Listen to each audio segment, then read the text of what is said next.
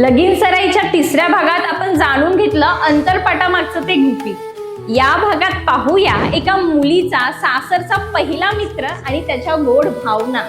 मुलीला लग्नात बाळकृष्ण का देतात? मुलगी जेव्हा सासरी जाते तेव्हा सगळं नवीन असतं। अशा वेळी तिला एकटं वाटू नये म्हणून हा बाळकृष्ण तिचा सखा बनून सोबत जातो। अनेक मुली त्याच्याशी मनातलं बोलतात। असं मानलं जातं की ज्या घरात बाळकृष्ण असतो तिथे सकारात्मकता आणि सुख नांदतं। सासरच्या घरी वंशवृद्धी व्हावी आणि तिच्या पदरातही असाच एक गोड काना यावा, हाच तो आशीर्वाद।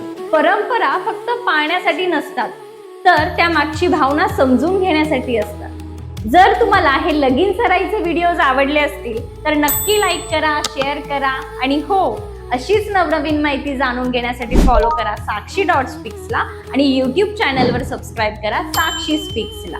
धन्यवाद।